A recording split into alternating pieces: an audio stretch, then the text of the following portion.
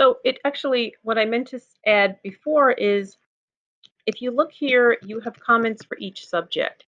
Many of you are at teacher sites where perhaps you just teach one subject, in which case this is ideal. You can share this in OneDrive, and everyone can add to it as they like, and then you can do the merge when everything is complete. But if you teach two subjects, or maybe you teach all subjects and you have a math push-in, here's something that you can do.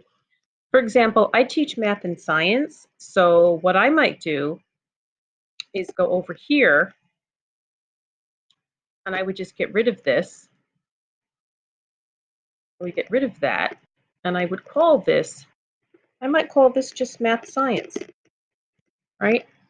And then I could just manually just extend this out. And then my colleague, she teaches reading, writing, and social studies.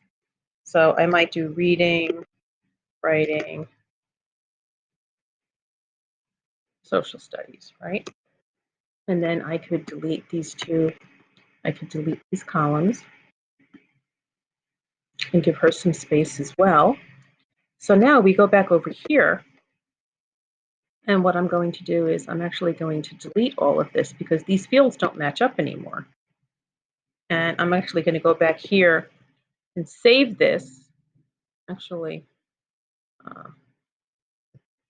yeah, you know what? I am, because I have this in the second tab, so I'm still going to have the first part. All right, so I'm going to save this whole thing.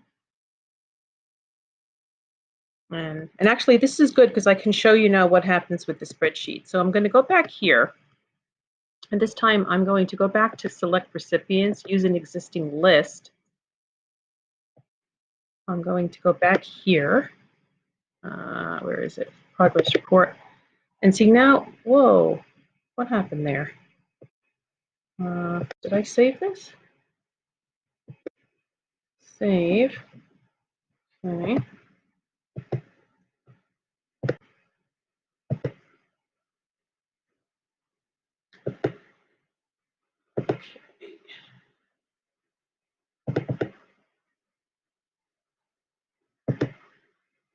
It shouldn't be showing anymore.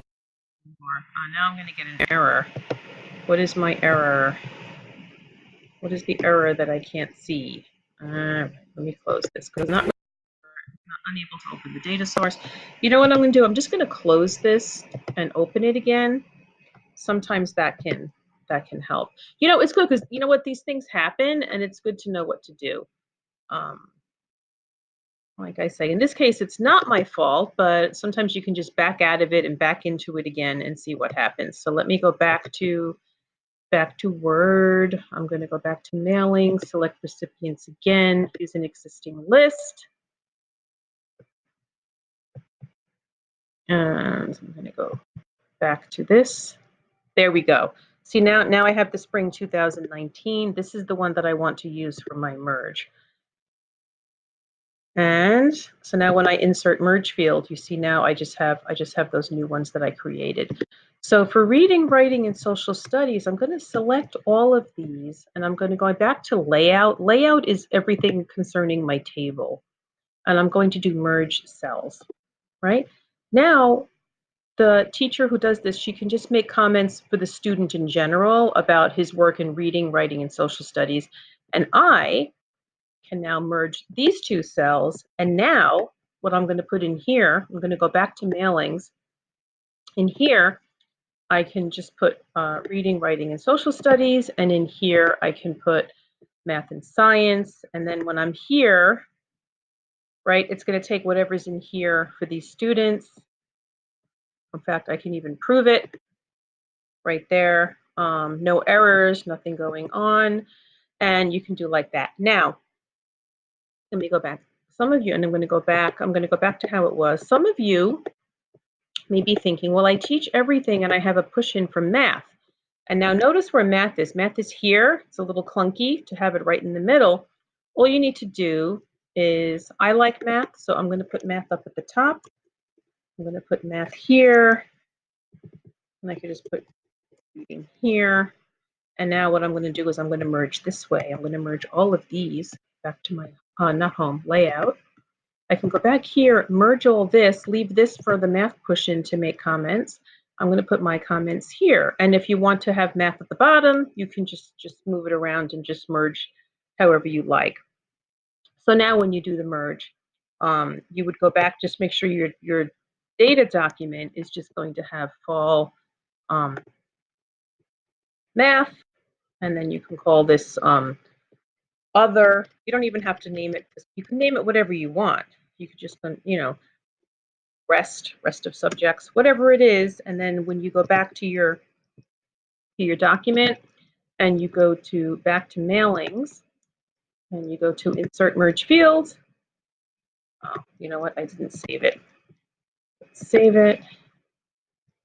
I wonder if I'm going to have to close out of this again. Go back to insert. Let me see this. Math rest. Okay, so I saved it. I'm going to close it here. Progress report.